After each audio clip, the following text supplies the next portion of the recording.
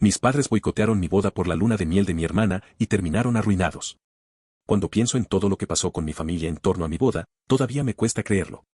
Nunca imaginé que algo tan importante y tan esperado en mi vida se vería manchado por un conflicto tan absurdo. Pero lo fue. Y todo por una luna de miel que ni siquiera era la mía. Tengo 30 años, me llamo Michael y vivo en un suburbio estadounidense de tamaño mediano junto con mi esposa Emily. Llevamos apenas unos meses casados y, aunque nuestra vida de recién casados ha sido tranquila, todavía cargo con la sombra de lo que ocurrió con mis padres, Richard y Susan, y mi hermana menor, Jessica. Hasta hace poco, todos vivíamos cerca. Yo pensaba que eso era una ventaja, una forma de mantener los lazos familiares fuertes. Pero el día que anuncié mi compromiso con Emily, la reacción de mis padres fue muy distinta a la que tuve de mi hermana. Ellos parecieron felices, orgullosos incluso. Jessica, en cambio, actuó como si todo se tratara de una oportunidad más para conseguir lo que quería. Jessica siempre había tenido esa facilidad para que mis padres cedieran a sus caprichos. Era la consentida, la que lograba que se le financiara todo con la excusa de que todavía era joven o de que ya habría tiempo para que aprendiera a valerse por sí misma. Yo nunca estuve de acuerdo con esa dinámica, pero al final era su relación con ellos, y yo había preferido mantenerme al margen. La situación se complicó cuando Jessica decidió que su luna de miel, planeada para un mes después de mi boda, debía ser un viaje extravagante por Europa, de 2 semanas, con vuelos en primera clase, hoteles de 5 estrellas y tours privados en varios países. Al principio pensé que era un sueño como el de cualquiera y que ella, junto con su prometido Daniel, vería la forma de pagarlo. No me preocupé demasiado, hasta que un día recibí una llamada inesperada de mi madre. Recuerdo claramente la conversación. Susan, con ese tono de aparente dulzura que solía usar cuando quería convencerme de algo, me dijo: tu hermana necesita ayuda para financiar su luna de miel. Como eres el hermano mayor, tal vez podrías contribuir. Al principio me confundí. No sabía si estaba pidiendo una colaboración simbólica o si había algo más detrás. Pero poco después, mi padre tomó el teléfono para aclarar la situación.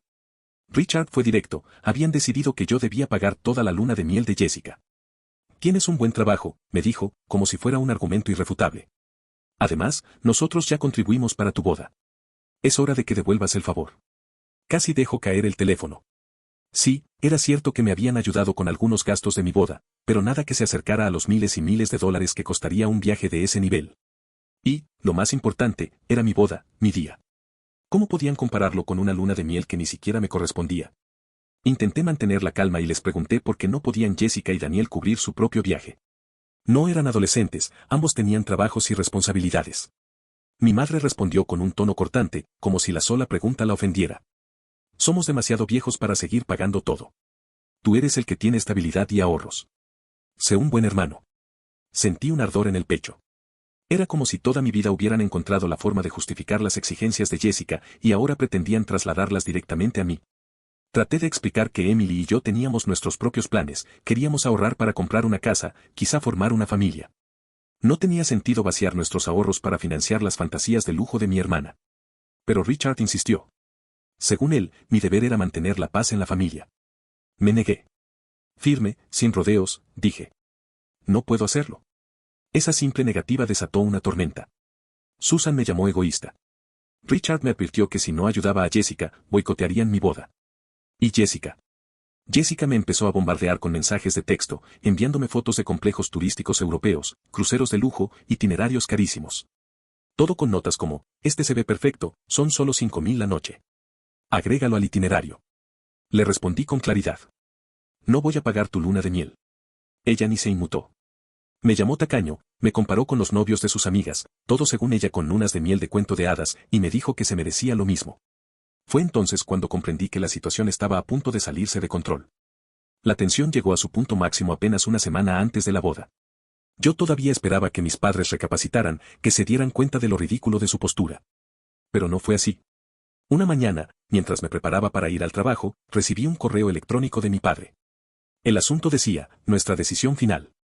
Abrí el mensaje y me quedé helado. Era prácticamente una nota de rescate: si no cumples con tus obligaciones y pagas la luna de miel de tu hermana, Susan y yo no asistiremos a tu boda. Leí esas líneas una y otra vez, sin poder creer que mis propios padres estuvieran reduciendo mi boda a una especie de chantaje. Lleno de rabia, respondí de inmediato. Si esa es su decisión final, entonces quédense en casa. Ese día confirmé que no era una amenaza vacía. Estaban dispuestos a perderse uno de los momentos más importantes de mi vida por defender la exigencia absurda de Jessica. Los días previos a la ceremonia fueron una mezcla de ansiedad y tristeza. Emily trataba de animarme, recordándome que no todo el mundo tenía el privilegio de contar con padres presentes y que debíamos concentrarnos en lo que realmente importaba, nuestro amor. Yo la escuchaba, intentaba aferrarme a sus palabras, pero en el fondo sentía un vacío inmenso. Jessica, por su parte, no dejó de provocarme. Me enviaba mensajes diarios con enlaces de paquetes turísticos europeos, acompañados de frases como, no seas ruin, Michael, ¿tan difícil es cumplir con tu deber de hermano? Su descaro era insoportable. El día de la boda llegó y la realidad se impuso. Ni Richard ni Susan se presentaron. Tampoco Jessica, que prefirió mostrar su molestia quedándose en casa. Mientras saludaba a los invitados y sonreía para las fotos, mi corazón estaba dividido. Una parte de mí estaba llena de alegría por casarme con Emily, pero otra parte estaba rota por la ausencia evidente de mis padres. Recuerdo mirar hacia los asientos reservados para ellos, vacíos, y sentir un nudo en la garganta. Había esperado verlos allí, orgullosos, apoyándome. Pero en su lugar solo vi la consecuencia de su chantaje. Aún así, Emily y yo decidimos no dejar que nos arruinaran el día. Bailamos, reímos y celebramos junto a quienes sí quisieron estar presentes. Nos fuimos de luna de miel a un destino modesto, nada extravagante, pero lleno de paz y complicidad.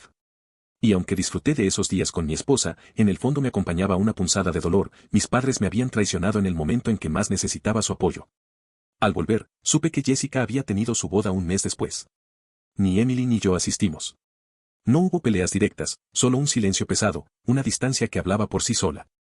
Nos enteramos por terceros que mis padres terminaron financiando la luna de miel de Jessica de todos modos, pidiendo incluso un préstamo para cubrir los costos desorbitados que ella exigía.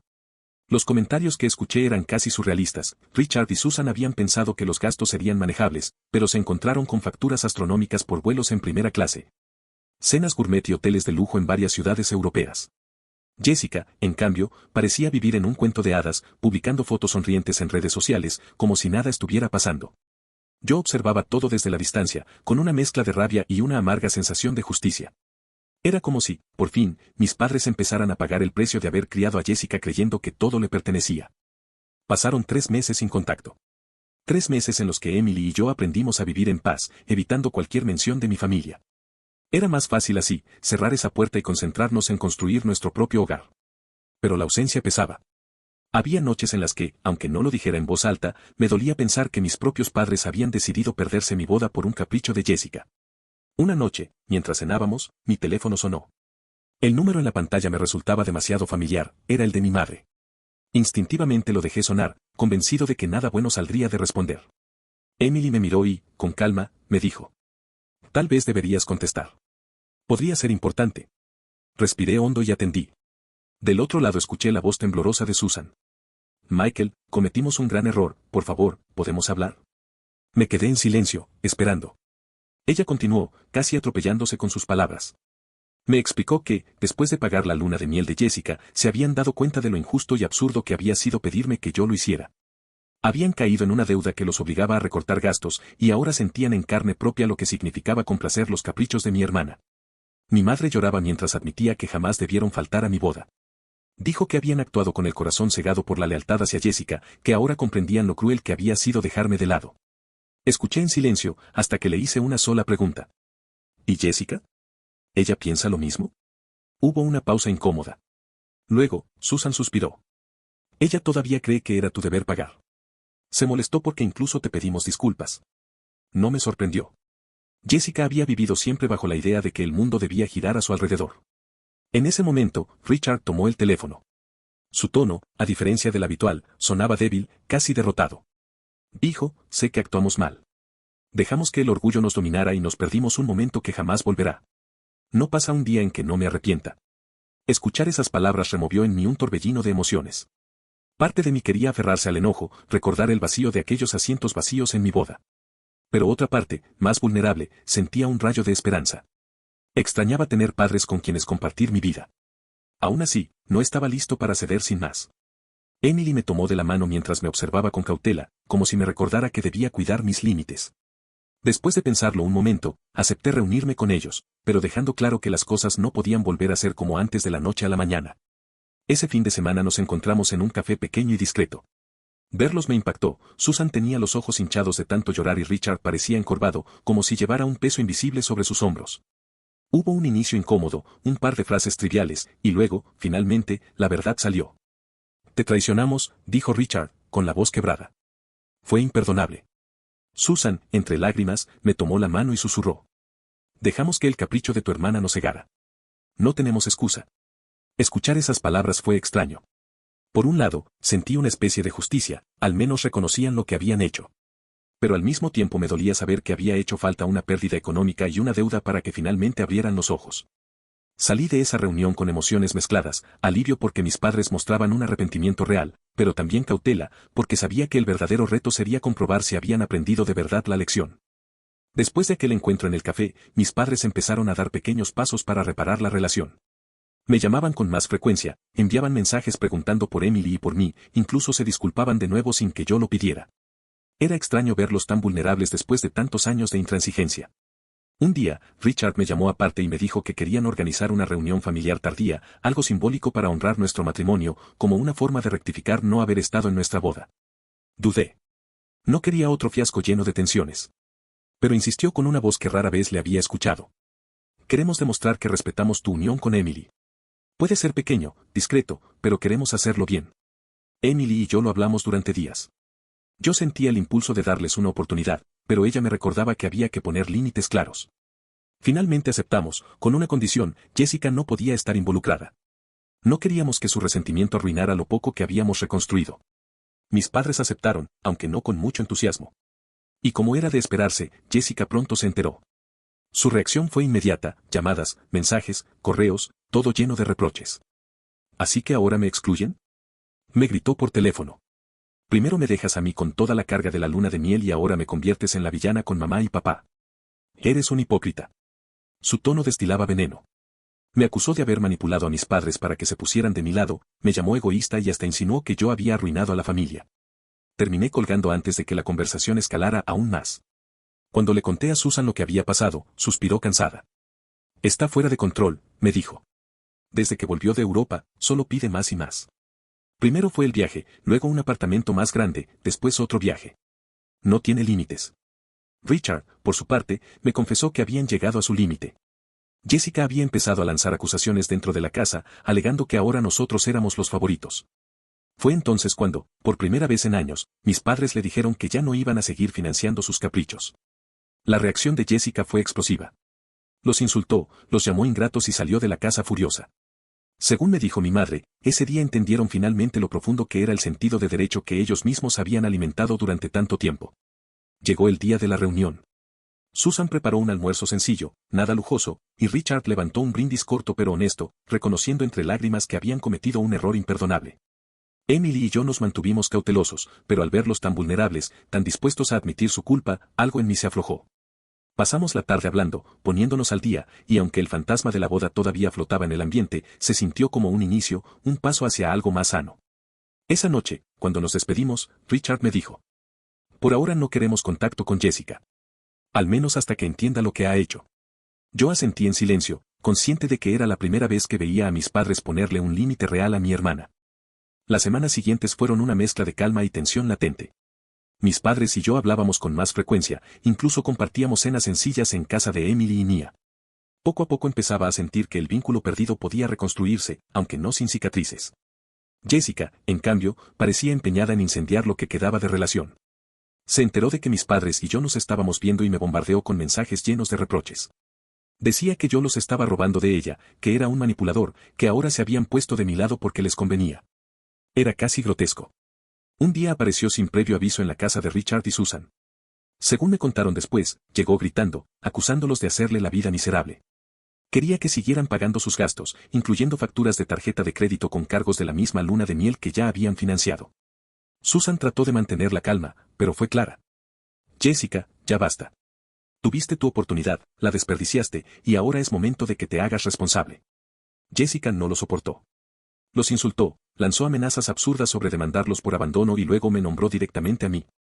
Todo esto empezó porque Michael se negó a pagar. Fue ahí cuando Richard, que había permanecido callado, explotó. No puedes culpar a tu hermano ni a nosotros por tus decisiones imprudentes. Tienes que madurar. Esa frase fue la gota que derramó el vaso. Jessica salió hecha una furia, jurando que todos nos arrepentiríamos. Pero lo cierto es que, en ese momento, mis padres tomaron una decisión definitiva, cortaron el contacto con ella hasta que estuviera dispuesta a reconocer su responsabilidad. Cuando me lo contaron, no sentí alegría ni alivio inmediato. Lo que sentí fue tristeza. Tristeza porque mi hermana había llegado a ese punto, porque la familia que alguna vez imaginé unida ahora estaba fragmentada. Pero también entendí que no había otra salida. Habían alimentado durante años esa idea de que Jessica merecía todo sin dar nada a cambio y ahora era imposible retroceder. Al mes siguiente, Emily y yo organizamos una barbacoa pequeña en nuestro jardín. Richard y Susan vinieron con sonrisas que parecían más ligeras que antes, como si se hubieran quitado un peso de encima. Pasamos la tarde recordando anécdotas, riendo por tonterías, hablando de planes futuros. No era perfecto. El fantasma de mi boda seguía presente, esa herida no iba a desaparecer de la noche a la mañana.